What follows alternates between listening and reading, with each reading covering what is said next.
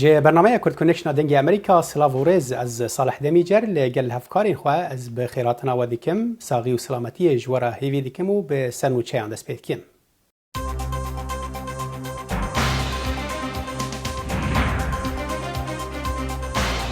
نتوین یکگرتی هشداری لدور پیوان تندن کورونای دیده.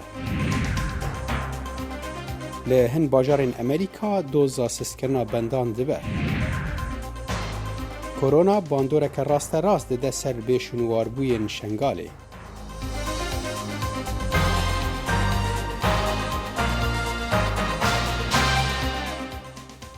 سکرتری گشتی نتوینی گرتی هشداری لدور پیوان تندن ویروسا کرونا دا و گوت اوده ببه بحانه جهن ولاتر را که هن پیوانان دینن جبو پیک آینا آرمانجن که پیوندی به ویروسینینن. انتونیو گوترس هشداری دا که کریزا کرونایی به کریزا که مافی مرووان و نشان دا که خلق به جیاوازی به ویروس دکون لباندورا و جیاوازی چه دکه و گوتارا کینه و آرمانش کرنا جواکن هجار و برسفدانا تندا هزین اولکاریه. گوترس گوت راپورت که نتوینی گرتی دیار دکه که کوچبر و پنابر و بشونوار بوین خوجهی بهتر زیان دبینن. 131 ولاتان سینورین خواهگرتنه و تنه 30 ولات رید دنه روشن آورتین پناخوازان. ده دمکی دا که کمالیا کنترول کرنا نخوشیان امریکی CDC هشداریا پیلکا دنا بلاوونا ویروس ده و بر پرسو تیمین تندرستین امریکا هول دنا باندورا ویروسا کورونای سینوردار بکن استا بیکاری بلند بیا و گل کارتین گرتن. سروکی امریکا اویک دربری و گوت اوی درباسبونا کوچبران بو امریکا قد خبکه دا که درفتین کار بهتر جبو امریکیان هبن. له هجمارک باجارین امریکی خو پیشاندان بون که تیدا دوزا وکرنا کاران و راکرنا بندین تندین رگرتن الویروسا کورونای دکنه که ده انجام دا تا نها بهتری یکیج نافده امریکیان کاری خوش دستانه. سروکی امریکا که دخوازه ده زودترین دم ده آبوری امریکا وبه نشان بویه که دا و گوت او ده در باسمونا کوچبران با آواکی دمکی راوستینه. By pausing immigration, we'll help put unemployed Americans first in line for jobs. برای گرتنا در باسپونا کوشبران ام ده بیکارین امریکا و گرن سرکار. ددمه که دا کو امریکا جایدن ودبه. ده ند داد با کو امریکی بیکار بن و هنه اندنجی در ورن لشونا وان کار بکن. دوی ام بری کارکرین امریکی بپاریزن. لی رخنگرین ترامپ دبیجن پیوندیا ویکی به کورونای و هولین چارەسەرییا وینینه. Immigrants are not the threat to America. COVID-19 is. کوشبر نگفن لسر امریکا. کووید 19 گفه. دوی ام بندان ندن پیش تشتین دناو دستی مدا. تشتین که امریکی نهاد کارن بکن او پیگیری به پیوان تندرستی لگور کوردیناتورا کوشکا سپیا برسفدانا ویروسه. We want to stop that and we have the ability to do that. دوی ام ویروسی راوستینین ام دکاریم وی که بکن بریکا شوپاندنا رین مایان از دخوازم بالا بکشینم که جواکن زانه و آگهدار او ام پاراستینه. لی درکتنا خلکی پیش وقت جمالی وان هولین پاراستنه تیک دبه. لگور سرکرده دموکرات چاک شومر. We will not get America moving again until we have a nationwide, well-thought-out, well-executed testing program. ام ده امریکیان جارک دن نلوین حتی ما پروگرامک باش آتست کرنا نبه و وی ریوبریجی هین او پروگرام نینه. ریوبریا ترامپ سوزدابو که آستا تست کرنان جواها بهتر به. لی او پاشماینا دوی درباره ده و دیگرین سر ملی برپرسین ولایتان نه حکومتا فدرالی. وک بلاوونا ویروسا کرونا کریزا آبوریجی لسرانسری جیهان بلاو دبیه و باندورا کج ویروس تنتر سپاندیه تشته نباش اوه که پیشبینیا چارەسەریه که نیزیکا سبروج نینه و ریجه یا کسین که کارین خوش دست دنه بهتر دبه. او یک چه قسمت ترسی داره؟ شیروکاری دارایی آزاد زند لگل هفکاری من دخیل شمو بحثا مترسیا بیکاری لامریکا دیگه. اما خطری زوره لانه اقتصاد ایسک باس مان کرد اگر بیکار بید پارت نیه خرج کید اگر اقتصاد که حال سر کنسیومر اسپندینگ و تو بیکار بید لکی قرض کید لکی پاره خرج بکید او یکی و دوهم اوانه که بیکارن چیه کن احتمال زور هي پاره ایجار مالک نادن و پاره مورگیج یعنی هن خانوکیان کری او نادن من کانی خانوکان بله اما چند بانک گورا هي لامریکا وکو بانک اف امریکا وکو جی پی مورگان وکو گولدمان ساکس هر لیس خویان حاضر کردوه یەکێ زیاتر لە 8 میلیارد دۆلاریان خستێسە یعنی بۆ ئەو فەندە کە احتیمال هەیە خەڵک ئەو قەرزەکە کردیان پێژن ڕایت ئاف یعنی ئێژین ئەو قەرزە ئێمە خەسارمان کردیە ئەمە خۆی ینی تەسیرێک زۆر گەورە هەیە بۆ لەنەوە مەرحەلەی دوای ئەوە چیەتێت کۆنستراکشن ئەگەر خانوون نەبێت کۆنستراکشن لە ئەمریکا تقریبا لە 120 لە ئابووری ئەمریکا هەر لەسەر کۆنستراکشنە ئەگەر ئەوە نەبێت لەگەڵ ئیستە ریتێڵش کە یعنی ئەوانە کە شتە فرۆشن و لەگەڵ سیاحات کە نەمایە و لەگەڵ هۆسپیتاڵەتی یعنی هۆتێلەکان ئیستە خالین ئەمە لە 150 لە اقتصاد ئەمریکا ئەی سیانن بەیەکەوە یعنی لە 150 لە اقتصاد ئەمریکا هەیەتە خوار تا چەند مەبەستم کاتە چەندێک ئەمریکا بەرگی ئەم کێشە دەگرێت ئەمریکا توانێت بەرگەیەگرێ بەڵام چنێک هەرچی زووتر یەک علاجە پیا بکەن یعنی ڤاکسینەیشن پیا بکەن ئەو وەختە مشکلەکە حەل بێت تا ئەو کاتە کە ڤاکسینەیشن نەبێت ئەی مشکلە هەر ئەمێنێت کاک ئازاد سەرۆکی ئەمریکی دۆنالد ترامپ داوا دەکا یان هەوڵ ئەدا کە شتەکان بگەڕنەوە سەر خۆی ینی وڵات جارێکتر بکاتەوە بە قۆناغ تا چەندێک ئەمە دەکرێت ئەکرێ بەڵام ئاسان نییە ئەو خۆی سێ شەرتی دانایە ئەم سێ شەرتە خۆی تا ئەنجامی بدەیت بە ئاسانی ئەنجام نادرێت یمکنە لە ئستەیتەکانێک هەیە وەکو مۆنتانا یوتا ئەمانە بچکۆڵەن تەسیریان نییە ئەمانە یمکنە بتوانن تا مانێتر مان 5 مان 6 بەڵام ئستەیتە گەوراکان وەکو کالیفۆرنیا وەکو نیویۆرک ئەمانە بەم ئاسانیە ناتوانن بیکەنەوە و دووهمەن ئەگەرش بیکەن خەڵکەکە هێشتا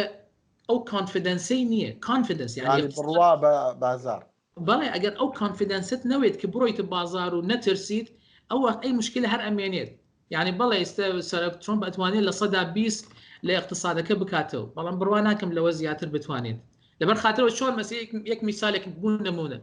یەک ڕستۆرانێکە 100 نەفەر ئەگرێت ئەگەر لەگەڵ سوشیال دیستانسینگ لە هەر شخصێک 2 مەتر لەو کەیتر دوور بێت لەبان هەر مێزە یەک نەفەر دابنیشێت دەکەس 15 کەس لەوە زیاتر نییە ینی ئۆکێ ڕستۆرانەکەت کردەوە بەڵام لە 120 کێ ئەگەری تۆ 100 ڤاکسینەیشن بێت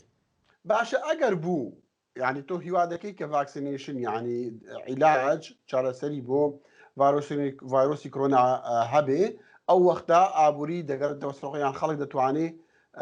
دەست بک بە ئیش و ئەم کێشەیە نامێنێ چەندی دەوێت تا ئابووری ئەمریکا کە ئێستا کێشەی هەیە بگەڕێتەوە سەرخۆ من وابینم 2 ساڵ کەمتر نییە 2 ساڵ کەمتر نییە بەڵام ئێستا ڕسشن ئەوە مختەڵیم 2 ساڵ یعنی بوو شخصێکە بوو ئیشکردن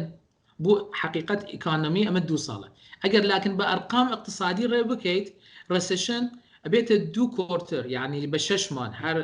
3 مان جارێکە بە 6 مان احتیمال هەیە لە ناحیە ئەرقام اقتصادی بەڵێ دەرەچین لاکن محسوس شتێک و شکلێک محسوس لەناو بڕۆیتە دەرەوە لەناو بازار بیبێنیت 1-2 ساڵە کێشێت لەنەوە تا پێش 2 مان بێکاری لە ئەمریکا زۆر کەم بوو لە 3.9 بوو ئیستەگەیسە 13 ئەزان یعنی چی یعنی لەو زمان لە زمان Great Depression تا ئیستە نهاتە سەر 13 یعنی لە ساڵ 1929 تا ئیستە ئەمە 100 ساڵە لە عێراقی بەڵاوبوونا ڤیرۆسا کۆرۆنەیە کەتیە سەر لیستا کریزên سیاسی و ئەولەکاری و داکەتنا نرخێن نفتê rewşa xeraba welêt xerabtir kiriye û عێراقی xistina metirsiye çimkî ew bêhtir pala xwe didine ser firotin û dahatê niftê şarezayê abûriya niftê Şiwan Zilal bi hevkarê min Belên Salih ra behsa vê mijarê dike. کاک شوان دابەزینی نرخی نەوت عێراقی بەرەو قەیرانێکی ئابووری دەزانی عێراق ئێستا بەتیان ئایا هیچ دەرفەتێک هەیە عێراق بتوانێت خۆی لەم قەیرانە ئابووری ڕزگارکە؟ زۆر سپاس ئەوەی ڕاستی بێت ئەگەر باشتر وایە سەیری بودجەی عێراق بکەین لە پێشا کە بزانین ئایا ئەو شتانەی کە عێراق هەیەتی بۆ دەربازبوون لەم قەیرانە چکەمە قەیرانێکی زۆر قوڵە و مەوداتە کێشەیەگەر سەیری سیالی نەوت بکەین ئێستا لەژێر $20 و دوای ئەو تەخفیزاتانی کە عێراقی کە بە نزیکی لەژێر $15 شەوە فرۆشی حالیان بودجێ عێراق بۆ ساڵی 2020 لەسەر $130 ملیارد بوو لەگەڵ ئەوەیە کە بودجەکان لە 130 ملیار دلار دانابوو عێراق بۆی کە 40 ملیار دلار قەرزکا لە بازاری دەرەوە ئەم بودجێ لە بەحسابی ئەوەدانابوو کە بودجێ عێراق نزیکی کە سعری نەوت نزیکی 56 دلارە بێ بە معدل لە ساڵەکەیە و تا ئێستا ئەم ساڵەکە سەری سعری نەوت کەین بە معدل لە ژێر 30 دلارەوەیە ئەگەر بڕۆین بۆ ماوەیەکی کۆمەڵایەکی بڵین چەند مایەکی کە هەر لەو قەناعەتیان ئاجێتە ژێر 30ەوە ئەگەر سەیری بودجەکە بکەینەوە لە سایە 60 بۆ نزیکی 70 کورتیە هێنێ لەبەرەوە عێراق پێویستی بە قەرزی دەرەوە ئەبێت لەلایەکەوە لەلایەکەوە بۆ نمونە داوای لە شەریکە نەوتەکان کردووە کە ئەو بڵین کۆستەوە بینانی کە هەیەە کەمی کەنەوە بۆی ئەو قەرزانی کە هەیەی عێراق بۆ نمونە ئەو سوانەی کە ئەیام ماگانە هەمووی وەستانوە قەرز نایەتەوە بۆ ئەم ساڵ پرسیارەکە لەوە ئەو کۆمپانیانە ئەماکەن وڵا کۆمپانیەکان هینیان نییە بڵین ئەوانیش ئەگەر نەیکەن عێراق نایان ناتێت بچکە پارە نییە یعنی عێراق ئەگەر سەیری بودجێ عێراق بکەین وەکووتمان 135 ملیارە نزیکی 50 بۆ 55 ملیاری ئەو بودجێ ئەچێ بۆ مەعاش جاگەر بڵین بۆ نمونە گەر ئەو 40 ملیارەی کە باسم کرد وەکو قەرز ئەوەی لێ دەرکەین ئەو بودجەیی کە ئەمێنێتەوە لە ژێر و 50 ملیارەوە بێت لەم سعرە نەوتەی ئێستاە لەوانەیە بگاتە 35 بۆ 40 ملیار ئەو پەڕی یعنی بەشی موچە ناکە یعنی عێراق ئەو هەچی مەشاریع هەیە بێ هەمی بۆستێنێ شەریکە نەوتەکان بڵین ئەبێ ئەو خەرجیاتانیان کەم بکەنەوە قەرز هەمووی وەستێنێ لەلایەکی کەشەوە قەرز بکات بۆی پارەی موچەی خەڵک بە ئەمە عێراق توانایی ئەوەی هەیە لە ڕووی تەکنەلۆژیەوە ڕێژەی بەرهەمهێنانی نەوت زیاد بکە ئێستا بۆ خۆی عێراق ساڵانە ئەگەر بە هەڵەدا نەچوو بوو نزیکەی 4 ملیۆن و 600 هەزار بەرمیل نەوت بەرهەم دەهێنێ ئەفرۆشێ بە دنیای دەرەوە عێراق توانای هەیە ئەو ڕێژەیە زیاد بکە توانای ئەبێت بەس کێشێکی گەورە هەیە ئێستا لەگەڵ ئۆپێک ڕێکەوتنەکەی عێراقیشی تا نزیکەی 1 ملیۆن بەرمیلە بێ کەم کاتەوە لە مانگی 5 لە یەکی 5 بڕوە لەبەرەوە ئەگەر بشێوێت ناتوانێت دووش ئەگەر بتەوێت بڵین ڕێژەی بۆ بەرهێنانی نەوت زیاکەی پێویستە بە سەرمایەیە ئێستا عێراق بۆ نمونە شەریکەکانی وتووە سەرمایە نییە پارە نییە خەرجیات کەم بکەنەوە لەبەرەوە شەریکەکان بە هیچ نوعی ئەو شەریکە نەوتیانە سەرمایە سەرف ناکەن لە بەرەوەی کە بۆ بەرهێنانی نەوت زیاکەن بوو حتا بۆ مۆدایەکی زۆر لەبەرەوە بێ بازار بێ یەکەم ئەم ڤایرۆسە حەلێکی بۆ بدۆزرێتەوە تەنانەت لە دەستی دکتۆر و بڵین سایدەلانی ئەو کەسان ئەو شەریکاتە ئەو کەسانی کە شارەزای ئەم بوارن ئەمە یەک لە لایەکی کەشەوە بڵێن ئەو وڵاتانەی جیهان کە نەوت سەرفەکەن بگەڕێنەوە سەر ئیش و سەر کار و ئەمانە بۆی بڵین بەکارهێنانی نەوت گەڕێتەوە دۆخی جاران و سەری نەوت بەرز بێتەوە ئینجا توانین باسیەوە بکەین شوان دوا پرسیارم ئەمە چه کاریگەری دەبێ بەسەر هەرێمی کوردستانی عێراقەوە هەم لە سیاسی وە هەم لە ڕووی ئابووریشەوە زۆر بە کورتی تکایە هەرێمی کوردستان عینن بڵین جێگەی عێراقە بە هەمان شێوە تەسیر چۆن تەسیرەکان سەر عێراق تەسیرەکان سەر بودجێ هەرێمی کوردستان بودجێ هەرێمی بوونە ئەو تەسیراتانی کە ئێبێ لەسەر هەرێمی کوردستان زیاتر بێت یەکێ لەو کێشانەی هەرێمی کوردستان هەیەی ناتوانێت بچێتە بازاری دەرەوە قەرز بکە قەرزی کوردستان یا زۆر گرانە بێ یا بە ئاسانی ناکرێت بەڵێ بێ زۆر زیاتر بۆ نمونە لە سا 15 بۆ 16 بە عێراق زۆربەی قەرزەکانی ئێستا لە سا 3 بۆ 4 ئەوانەی کە ئەیاتەوە بۆ هەمووشی هینی حکومیە و هینی باقی بڵین دەوڵەتەکانە زۆر ڕێژەکەی کەمترە بەس کوردستان بۆکو لەم 2016 و حەڤە سیر بکەین نزیکی لە سا 15 بۆ لە سا 20 سوورە سەر ئەو قەرزانە یاوەلەوە پێش لەبەرەوە ئێستا بچێتەوە ناو بازار و لەو سعری نەوت لەم وەختەی ئێستاە زۆر زەحمەتە هەرێمی کوردستان بتوانێت بودجێ بێنێت لەبەرەوە باشترین حەلی بۆ هەرێمی کوردستان ئەوەی بچێتەوە بەغا لەگەڵ بەغای ڕێکەوە کە چۆن موچە دابینکەن بۆ ئەم 3 مانگ بە 6 مانگی داهاتوو بەلگەیەن di navdestanda diyar dikin ku vîrusa koronayê ji heywanan negihîştiye mirov û ew dê taqîgehan da nehatiye çêkirin li gor rêxistina cîhaniya saxlemiyê. Gelo vîrus çi qas metirsiye li ser seg û pisikan û ew çi qas dikarin vîrusê veguhêzin. Hevkara min Hêro Zengene van pirsan û hin pirsên dinên girêdayî vê mijarê ji profîsorê zanîngeha Silêmaniyê Ferîdûn Abdisetar dike. ئەم نەخۆشیە نەخۆشی کۆرۆنا ڤایرۆسی نوێ یاخود کە پێوترێ کۆڤید 19 یاخود پێڵێن سارس کۆڤید 19 ئێمە ناوی لێنین کۆرۆنای تازە لە ڕاستی ئەمەیەکێکە لەو ڤایرۆسە هاوبەشانەی نێوان مرۆڤ و ئاژەڵ واتە ئەم ڤایرۆسە تووشی مرۆڤیشە بێ بە هەمان کات تووشی ئاژەڵیشە بێت و بە پێی سەرچاوە زانستیەکانی پزیشکی ڤێترنەری و پزیشکی ئەوە بوو دەرکەوت ئەمە لە ئاژەڵەوە گوازراوەتەوە بۆ مرۆڤ لە وڵاتی چین واتە سین و بڵاو بۆ بە هەموو دنیا هەروەکو ئەبینین بەڵام هەتاکو ئێستا بە پێی توێژینەوەکان بە پێی راپۆرتە پزیشکیەکان هیچ بەڵگەیەکی زانستی نییە کە نەخۆشی کە ئاژەڵە ماڵیەکان بە تایبەتی ساگ پشیلە ئەو زیاتر خەڵک بەخێوەیەکە ناگوێزرێتەوە بۆ مرۆڤ کەواتە ئەگەر ینی مەبەست ئەوەیە بە پێی توێژینەوەکانی جەناب ئاماژەی پێەکەی ئەگەر ئەم ئاژەڵە ماڵیانە هەشیان بێ لە ئاژەڵەکەەوە ناگوێزرێتەوە بۆ مرۆڤ بەڵێ هەندێک راپۆرتی پزیشکی هەیە کە ئەوە ئەسەلمێنێ دەرکەوتووە هەندێک ئاژەڵ توش بووە بە تایبەتی لە هۆنگ کۆنگ لە هەفتەی ڕابردووە کە ئاماژە با بڵین بە پڵنگێکیش دراکە تووشی ڤایرۆسە بووە بەڵێ بەپێی کۆمەڵێک توێژینەوە بە تایبەتی توێژینەوەکان لە بواری ئاژەڵە ماڵیەکانە زۆر ژمارەیان کەمە و هەندێک راپۆرتی پزیشکی هەیە دوای ئەوەی کە لە وەکو وتم لە بەلجیکا لە هۆنگ کۆنگ لە سین کۆمەڵێک ئاژەڵ پشکنینی تاقیگەییان بۆ کردووە دەرکەوتووە کە هەندێک لەو پشی لەو سەگانەی کە خاوەنەکانیان هەڵگری ڤایرۆسی کۆرۆنان لە خاوەنەکانیانەوە واتە لە مرۆڤەکانەوە گوازراوەتەوە بۆ پشی لەو سەگەکان کەواتە دکتۆر تۆ پێت وایە ینی گواستنەوەی با بڵین کۆڤید-19 لە مرۆڤەوە بۆ ئاژەڵ زیاترە لەوەی کە لە ئاژەڵەوە بۆ مرۆڤ بگوازرێتەوە بەڵێ هەتاکو ئێستا بە پێی ئەو راپۆرتە پزیشکی و فەرمیانی کە هەیە ئەو سەگ و پشیلانە توش بوونە واتە کە دوایەوەی کە لە ڕووی تاقیگەیی و پشکنیریان بۆ کراوە و خوێنەکەیان با بڵێن ئەنتیبۆدی تیا دروست بووە واتە دژەتەن دژی ئەو ڤایرۆسە ئەو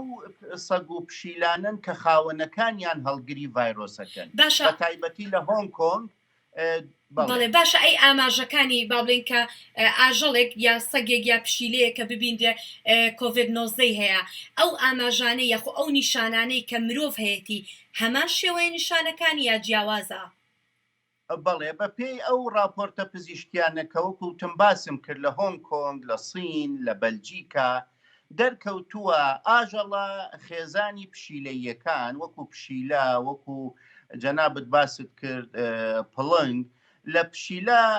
دەرکەوتووە کە زیاتر تووشی نەخۆشیەکە بێ زیاتر هەستیارترە خانە و شانەکانی لەشی زیاتر گونجاوترە بۆ نەخۆشیەکە و نیشانە کلینیکەکانشی لەسەر دەرەکەوێ تووشی سکچوونیەکە تووشی هەناسە تەنگیەکە وەکو مرۆڤ نیشانەکانی هەناسەدانی لەسەر دەرەکەوێ و تووشی ڕەشانەوەیەکە و هەندێ جار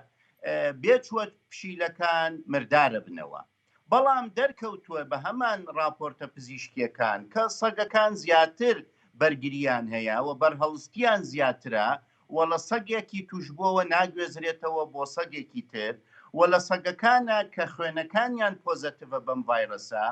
هیچ نیشانەیەکی کلینیکی لەسەر دەرناکەوێ بە پێی ئەم بۆچوونە و بە پێی هەندێ راپۆرتی پزیشکی بە هیچ شێوەیەک ناگوێزرێتەوە بۆ پەلەوەر بۆ مریشک بۆ بەراز بەرپرسên Wezareta Berevaniya Amerîka Pentagonê şandina Îranê ya satelaytekê bû boşahiyê ezmên wekû gurkirina girjiyan binav kir. Îranê roja çarşemê yekem satelayta xwe şandibû boşahiyê ezmên. کاردەستە باڵەکانی پنتاگۆن هەڵدانی مانی دەستکردیان لەلایەن ئێرانەوە بۆ مەبەستی لەشکری بەکاری ئازراندن ناودێر کرد.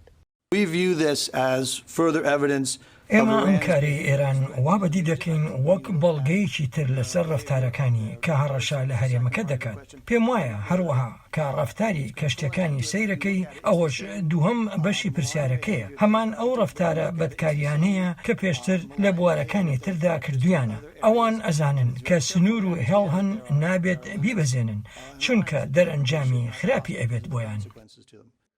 ئەم کارێ ئێران ئاشکرای دەکات ئەوە بەشێکە لە بەرنامەیەکی نهێنی لەشکری ئێران.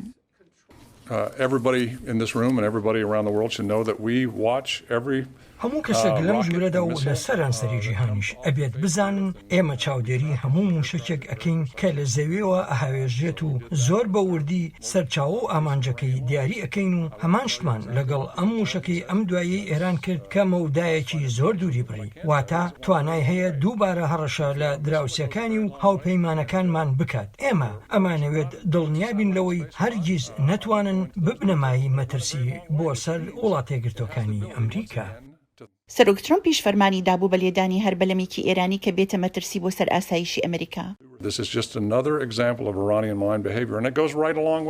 ئەمە تەنها نمونەیەکی ترە لەسەر ڕەفتارە بەدکاریەکانی ئێران بە هەمان شێوەی هەراسانکردنی بەلەمەکانی ئێمە ئەمانەوێت ژینگەیەکی پارێزراو بۆ پەڕینەوەی کەشتە دەریایەکان لەو بەشەی جیهاندا بۆ خوڵقێنین و هێزەکان لەو ناوە ئەو کاریان لە ئەستۆدایە. ئەم کارانی ئێران دەبێتە هۆی مەترسی لەسەر پاراستن و ئاسایشی ئەو بەشەی هەرێمەکە لە جیهاندا و هەروەها جیهان بە گشتی. ئەم هەڵوێستانەی ئێران خواستەکانی بۆ بەدەستهێنانی چەکی ناوکی دەخاتە پرسیارەوە. مالباتên êzdiyên bêşûnwarbûyî bi awakî rasterast ketine bin bandora aboriya vîrusa koronayê û qedexekirina hatûçûnê rewşa wan hîn xerabtir kiriye. Peyamnêrê me li Mosilê agahiyên bêhtir hene. Ez Kawa Umerim li bajarê Duhokê. Gel berbelavbûna vayrosê koronayê û qedexeya hatûçûya hawlatiyan bêguman rewşa gelek xelkî têk çûye ji layê aborî ve. Xêzaneka awarên Şengalê ku akincîne li gundê Şariya jiyana wan piştî berbelavbûna vayrosê koronayê gelek têk çûye. Ev gundê Şariya nêzik bakurê deşta Mosilê li evî gundî bi sedan xêzanên aware têda jiyanê dikin.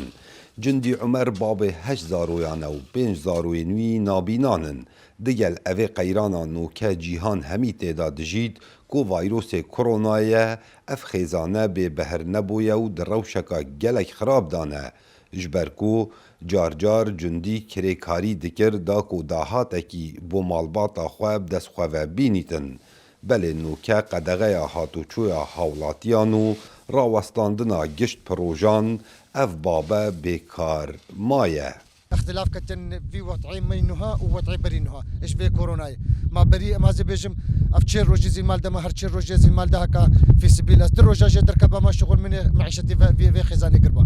ما من الراتبه من ملك انا ملاص خزانه ما افش السالات بن فينا لوني دما ملتزم ببرنامج حكومتي وقرارات حكومتي والصحه تشتكي باشا بس وقت يجي ام يعني هر حياتها ما قلق بجنب زحمتها وامجي وبصدان وبهزاران جي عائلة وكما هنا كمثلا شغلك نينا بكن وتشداهات دوان نينا نتروجانا دیکا اوان زارویان وسا دیارکتن کو بری هاتنا ویروس کرونای روشاوان گلک باشتر بو هر هفتیه 20 حتا 30,000 دینارین عراقی باب وان قازانشتیر جکاری کریکاریه رب العالمین شغلکی مانینا نشغل کارکی ما ونعوجی کارتا شغلکی امر زیل بون البنی مال دا فر یگاری کاری که ناقی نکاری در کبا بێگومان ڤایرۆسê koronayê kartêkirin li hemî tex û çînankiriya û bi taybet ew malbatên dahatê rojane werdigirtin bi rêka kirêkariyê yan her karekê hebîtin. Nimonel ser vê çendê ev malbate ye ku babê wan kirêkar bû 5 endamên evê xêzanê xudan pêdiviyên taybetin. Goman têdanîne ku dê xerciyên wan gelek zêdetir bin. Kawa Umerdengê Emerîka دشتا موصل لبنان ادی جوتکار دکارن ماده هشبرا بناوی کندره بچینن پشتی کو پارلمان وی ولاتی یاسایک امضا کرد کو رد ده چاندنیا کندره جبو آرمانجن تندرستی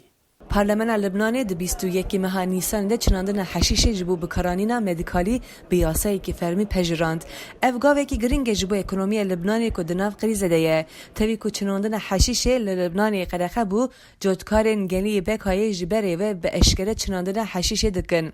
اندام پارلمانا لبنان وحبی قتیجه ده بیجه راح تطلنا بالهندي